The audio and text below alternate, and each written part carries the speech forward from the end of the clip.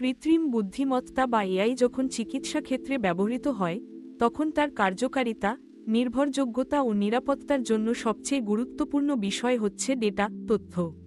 তবে চিকিৎসা ক্ষেত্রে ব্যক্তিগত গোপনীয়তা ও নৈতিক বিষয়গুলোর কারণে সংবেদনশীল তথ্য সরাসরি ব্যবহার করা যায় না।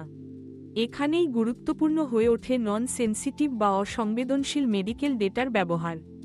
এই অসংবেদনশীল তথ্যের উপর ভিত্তি করেই আধুনিক এআই প্রযুক্তি চিকিৎসা ক্ষেত্রে নতুন সম্ভাবনার দ্বার উন্মোচন করছে। প্রথমেই জানা দরকার, এই ডেটাগুলি কিভাবে সংগ্রহ করা হয়। এখানে রোগীর নাম, ঠিকানা, জাতীয় পরিচয় নম্বর বা অন্য কোনো ব্যক্তিগত পরিচয় চিহ্নিতকারী তথ্য থাকে না, বরং তথাকথিত অ্যানোনিমাইজড পেশেন্ট রেকর্ড, যেখানে রোগের লক্ষণ, চিকিৎসা পদ্ধতি ও ফলাফল সংরক্ষিত থাকে, কিন্তু কোনোটিই রোগীকে শনাক্ত করার মতো নয়। এছাড়াও এক্স-রে, এমআরআই, সিটি স্ক্যানের মতো মেডিকেল ইমেজিং ডেটা এবং বিভিন্ন ক্লিনিক্যাল স্টাডি থেকে সংগৃহীত তথ্যও ব্যবহৃত হয়। এসব তথ্য শিখতে ও বিশ্লেষণ করতে সহায়তা করে, যাতে কোনো ব্যক্তির গোপনীয়তা ক্ষুণ্ণ না হয়। ডেটা সংগ্রহের পর শুরু হয় প্রিপ্রসেসিং বা ডেটা প্রস্তুতির ধাপ। এখানে ডেটাগুলোকে অনেক সময় নরমালাইজ করা হয়, অর্থাৎ বিভিন্ন উৎস থেকে আসা ডেটাকে একটি নির্দিষ্ট ফরম্যাটে রূপান্তর করা হয়। এতে বিশ্লেষণ সহজ হয় এবং ফলাফল নির্ভুল হয়। এরপর ডেটা ক্লিনিং করা হয়, অপ্রয়োজনীয় বা ভুল তথ্য বাদ দেওয়া হয়, যাতে চূড়ান্ত মডেলটি বিভ্রান্ত না হয়।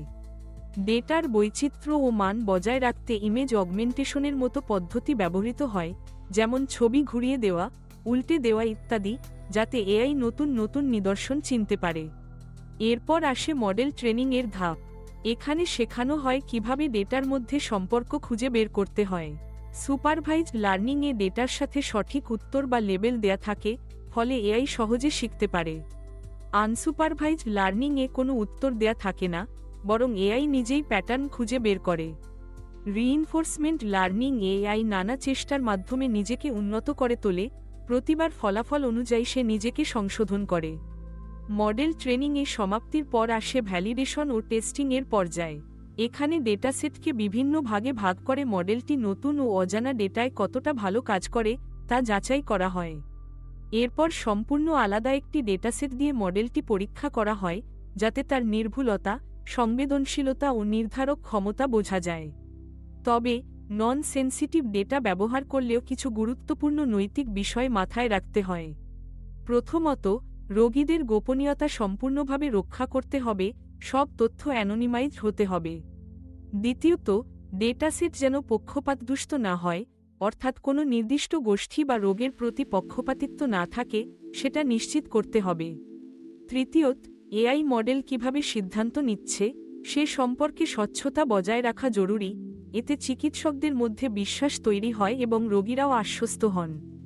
অসংবেদনশীল মেডিকেল ডেটার উপর ভিত্তি করে প্রশিক্ষিত এআই এর ব্যবহার চিকিৎসা বিজ্ঞানে নতুন দিগন্ত খুলে দিচ্ছে। যেমন, রোগ নির্ণয় আরও দ্রুত ও নির্ভুল ফল পাওয়া যাচ্ছে, ব্যক্তিকেন্দ্রিক চিকিৎসা পরিকল্পনা করা যাচ্ছে এবং পূর্বাভাসমূলক বিশ্লেষণের মাধ্যমে রোগের ঝুঁকি আগে থেকেই চিহ্নিত করা সম্ভব হচ্ছে। এসবের ফলে চিকিৎসা খাতে গুণগত পরিবর্তন আসছে, রোগীরা পাচ্ছেন উন্নততর যত্ন এবং চিকিৎসা ব্যবস্থাও হচ্ছে আরও কার্যকর।